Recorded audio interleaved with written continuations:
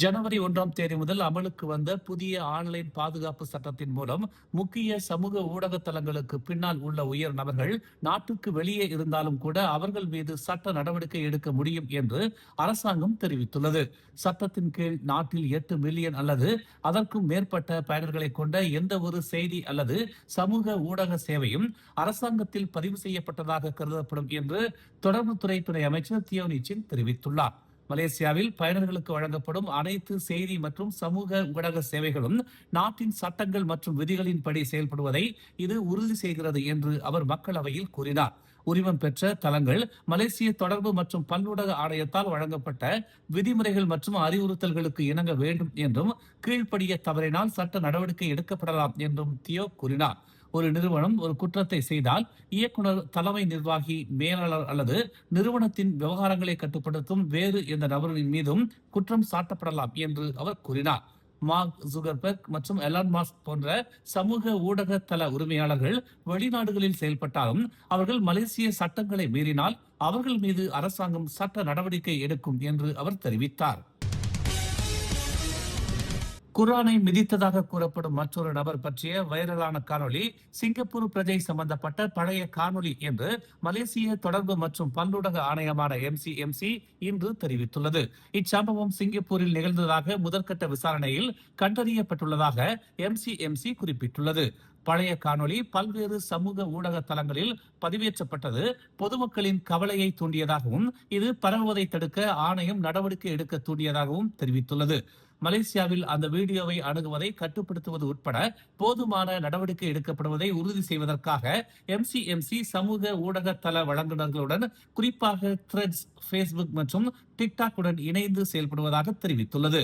மத உணர்வுகளை தொடும் உள்ளடக்கத்தை பரப்புவதும் நமது பல்லின சமூகத்தின் நல்லிணக்கத்திற்கு அச்சுறுத்தலாக இருப்பதும் பொறுப்பற்றது என்றும் மேலும் தற்போதுள்ள சட்டங்களின் கீழ் நடவடிக்கை எடுக்கப்படலாம் என்றும் அது ஒரு அறிக்கையில் தெரிவித்துள்ளது. குர்ஆனின் நகலை மிதித்ததாக கூறி மலேசிய பல்கலைக்கழக பஹாங் அல் சுல்தான் அப்துல்லா மாணவர் கடந்த வாரம் கைது செய்யப்பட்டதை தொடர்ந்து பழைய வீடியோ மீண்டும் வெளியிடப்பட்டுள்ளது. பெர்சாத்து கட்சியிலிருந்து வெளியேற்றப்பட்ட பிறகு லாரூட் நாடாளுமன்ற உறுப்பினர் ஹம்சா ஜைனுடனே எதிர்க்கட்சி தலைவர் பதவியில் இருந்து விலகுமாறு பெர்சாத்துவின் தகவல் பிரிவு தலைவர் துன் ஃபைசால் இஸ்மாயில் அசீஸ் வலியுறுத்தியுள்ளார். ஹம்சா பெர்சாத்துவில் இருந்து நீக்கப்பட்டதால் அந்த பதவியை வகிக்க அவருக்கு இனி சட்டப்பூர்வ உரிமை இல்லை என்று அவர் தெரிவித்துள்ளார். பரிகாத்தான் மத்திய உச்சமன்ற உறுப்பினர் பிப்ரவரி 22 அன்று ஹம்சா பதவி விலக வேண்டும் என்று முடிவு செய்ததாக துன் ஃபைசால் தமது முகநூல் பதிவில் தெரிவித்திருந்தார். ஹம்சாவும் பெர்சாத்துவில் இருந்து நீக்கப்பட்ட மற்றவர்களும் இப்போது சுயேட்சை நாடாளுமன்ற உறுப்பினர்கள் என்றும் பரிகாத்தானின் ஒரு பகுதியாக அவர்கள் இல்லை என்றும் பாஸ் கட்சி விரைவில் ஒருவரை நியமிக்குமாறு கேட்டுக் கொள்ளப்பட்டுள்ளதாகவும் அவர் கூறினார்.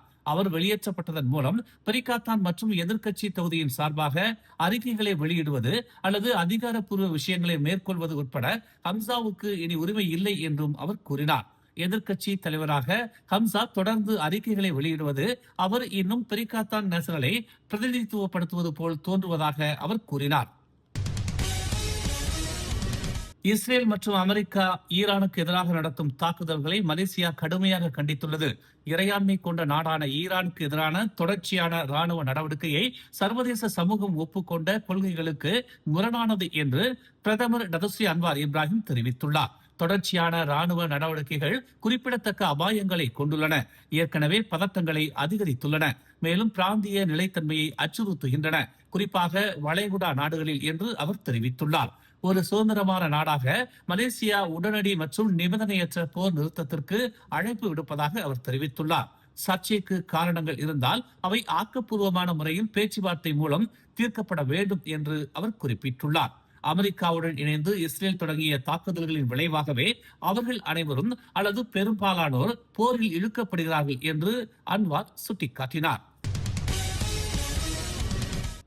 மத்திய கிழக்கில் அதிகரித்து வரும் மோதலால் பாதிக்கப்பட்ட நாடுகளில் உள்ள 29,112க்கும் மேற்பட்ட மலேசியர்களின் பாதுகாப்பை மலேசிய அரசாங்கம் உன்னிப்பாக கண்காணித்து வருவதாகவும் மேலும் தகுந்த உதவிகள் வழங்கப்படும் என்றும் தெரிவிக்கப்பட்டுள்ளது.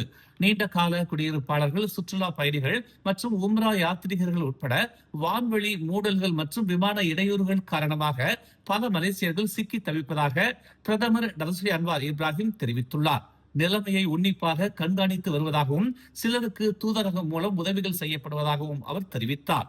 மேலும் விமான கட்டுப்பாடுகளால் தற்போது முயற்சிகள் தடைபட்டிருந்தாலும் அவர்களை வீட்டிற்கு அழைத்து வருவதற்கு ஒத்துழைப்பு தேவைப்பட்டால் தொடர்பில் இருப்பதாகவும் அவர் கூறினார். தற்போது சவுதி அரேபியாவில் இருந்து விமானங்கள் அனுமதிக்கப்படுகின்றன.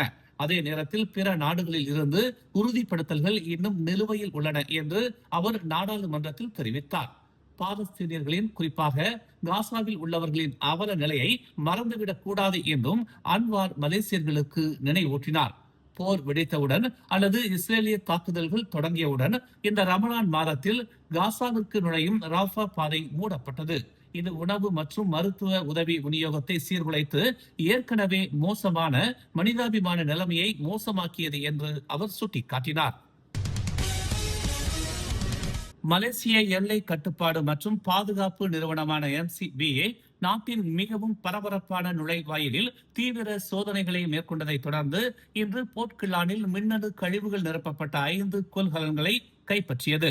சட்டவிரோத மின்கழிவு இறக்குமதிகளுக்கு எதிரான தொடர்ச்சியான நடவடிக்கையின் ஒரு பகுதியாக அமலாக்க குழுக்கள் இன்று முன்னதாக மேற்கொண்ட 22 கொள்கலன்களில் சோதனைகளின் போது இந்த கொள்கலன்கள் கண்டறியப்பட்டதாக வட்டாரங்கள் தெரிவித்துள்ளன. மேலும் செய்திகளை தெரிந்து கொள்ள தமிழ் மலர் இணையதளம், தமிழ் மலர் செயலி மற்றும் மலர் டிவி யூடியூப் சேனலை வலம் வாருங்கள். எங்களோடு இணைந்திருக்க மலர் டிவியை பதிவு செய்து கொள்ளுங்கள்.